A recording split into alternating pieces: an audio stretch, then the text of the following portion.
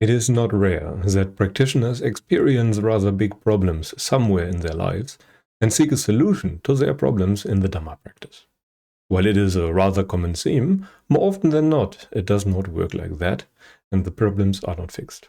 In a sense, those people seek a solution to their problems, while they still follow a lifestyle that maintains and fuels those very problems they try to overcome.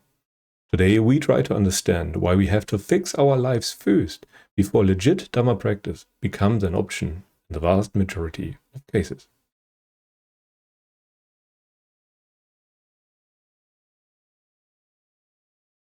But, as always, let us start with an example or two to get a feel for what I mean here.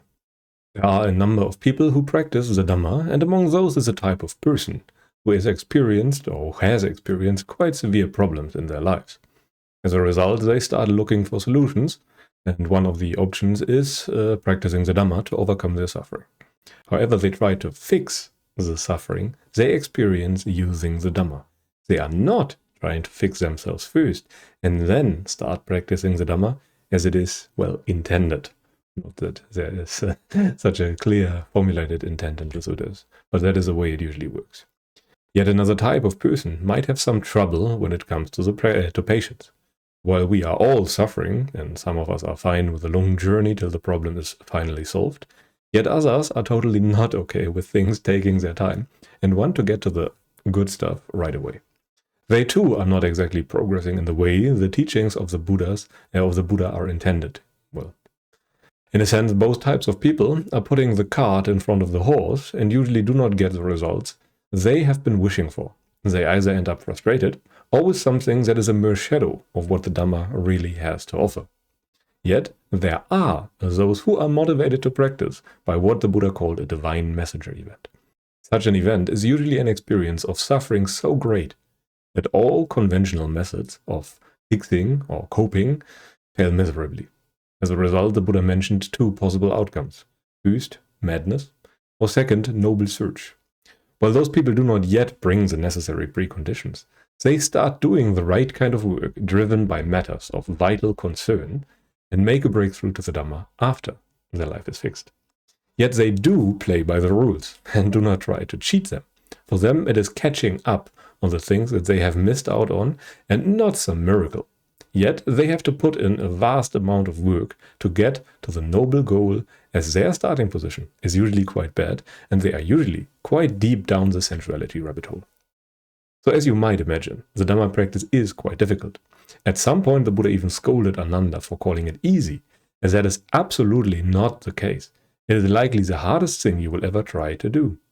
Yet it is possible, but requires you to give up your copes, and that requires a lot of patience and a stable and balanced mind to begin with. The Dhamma is not a quick fix to your problems, and neither is it a countermeasure. Meditation, as the Buddha explained it, is not something you paste over your suffering so that you don't have to see or experience it. The Dhamma is an exercise of preparation on the most general level. If you practice the Dhamma rightly, suffering cannot arise any longer. But the suffering that is already there, the Dhamma cannot do anything about that. And what are you preparing for? Especially any type of catastrophe that you might suffer from. You want to be liberated from all kinds of possible suffering, no matter how small or big they might be. And why do we suffer at all in such situations? Maybe think about that for a while. Because those events separate us from what is dear to us. They induce suffering by taking away what we cling to. And if we are separated from what we deem agreeable or dear to us, then we suffer. That is among the most pragmatic definitions of suffering that the Buddha offered us. Yet such events can only do that because there is clinging in the first place. If we would throw away all those clingings and cravings before something serious happened, those things could not move us at all. Yet if you are unwilling to throw your attachment away, you will suffer from them when you will inevitably be separated from them. When you live a normal life, pretty much everything you do fuels this kind of clinging and addiction, at least on some level. When your life revolves around sensuality, you can be sure that your underlying values are in line with that, with sensuality. Your actions are always a reflection of what you value, And what you value fuels your actions. It is a vicious cycle.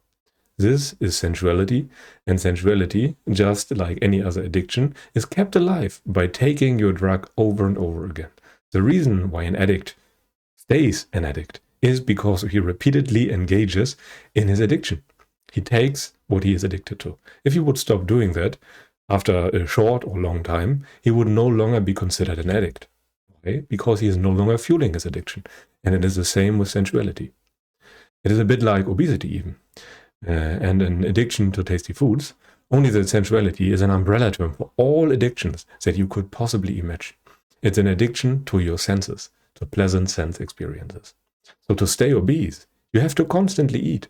The action of eating fuels the obesity rather directly. In the same way, our actions of greed, aversion, and delusion fuel our craving, clinging, self, and suffering. Only when we stop those for long enough and actually come clean of sensuality, can we see how damaging the entire process was for us, even though it felt pretty damn good while in the situation. There's little gratification in it, but most of us do not understand that yet. An addict cannot see the harm in drugs while still addicted, but once clean, he can realize in hindsight what an odious process he was involved in. It is just like a leper being healed from his skin disease who would never go back to burning his skin with glowing iron rods, which is very important. Once you are healed, what you previously perceived as pleasant suddenly does not appear as pleasant anymore, even though you got some gratification from it. But once the underlying disease is gone, you do not need that kind of coping mechanism anymore. If you are no longer pressured by craving to move this way or that way, those coping actions that you engaged in before will no longer be deemed as agreeable by you, simply because you are no longer forced by them towards them by a whip.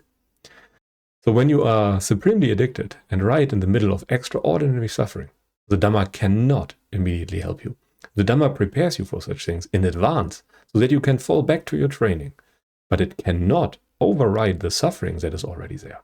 Once you suffer, you are right in the middle of paying back your sensual debt. This suffering shows you how addicted you still are. Otherwise, it would not have surfaced. So in brief, you first have to get clean sufficiently, and then you can start doing the preparation work that is necessary.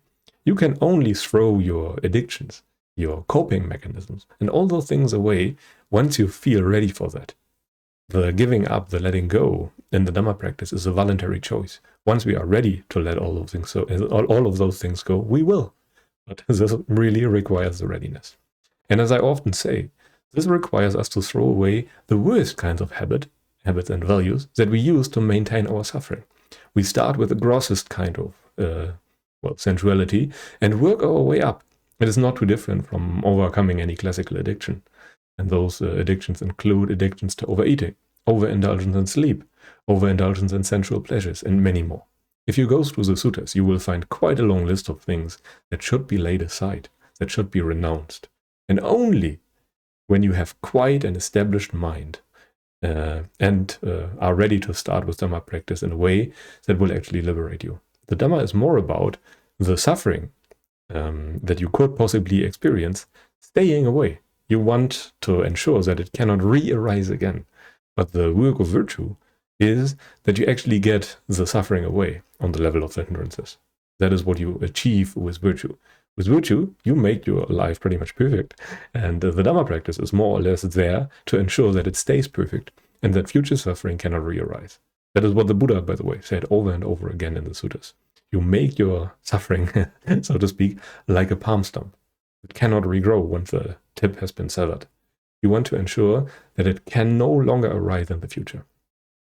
And as the Buddha said, a Dhamma practitioner's life is already hard enough, and he should not burden himself with others who are still quite heavily addicted. For such a person, it is much better to go alone than to spend time with fools. This is even from the Dhammapada. It is all about the work you are willing to put in, and that work can seem impossible to an addict. Unless you have trained yourself to not be swayed by your feelings, you can typically only easily do what has a direct benefit to your addiction. If you are an addict who needs cocaine, making money for it will come easily, but meditating will be close to impossible. Rid yourself of the worst kinds of addictions and then come to the Dhamma. First, there is a work of virtue, and then there's the work of Dhamma. This is why the order of recitation at the first Arahant Summit is the way it was. First, the part on virtue was repeated, and then, only then, the Dhamma. Remember that this is a practice of renunciation, of throwing away and letting go of anything sensual. If you rely on sensuality as a cope, then this practice will only lead to frustration for you, because it will separate you from what you deem dear and agreeable. You cannot, at the same time, throw sensuality away and also maintain it through your actions. Those are mutually exclusive. 2 hours of throwing away will never be enough to counteract the other waking and sleeping hours, where you still throw logs into the fire of craving and sensuality. Sensuality and non-sensuality are incompatible. You either lean in one direction or the other. You either lean towards Nibbana or towards Samsara. And there is no third option.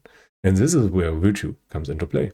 Virtue is nothing else but the calming of all your addictions up to a point where there is sufficiently little left.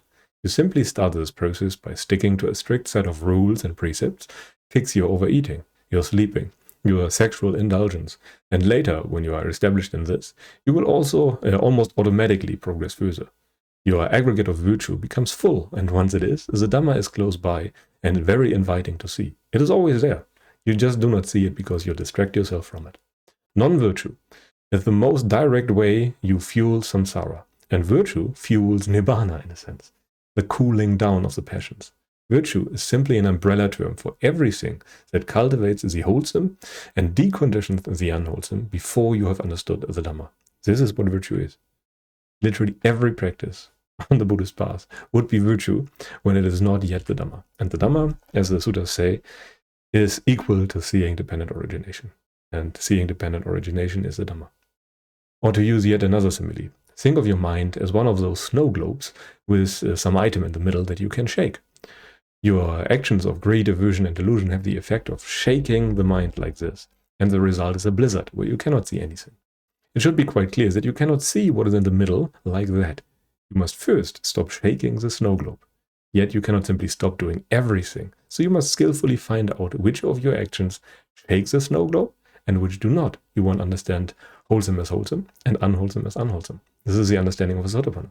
Once you figure that out, more and more, and stop more and more of the shaky or unwholesome actions, it will be easier and easier to see up to the point where the Dhamma is right in your face, where you basically cannot not see it.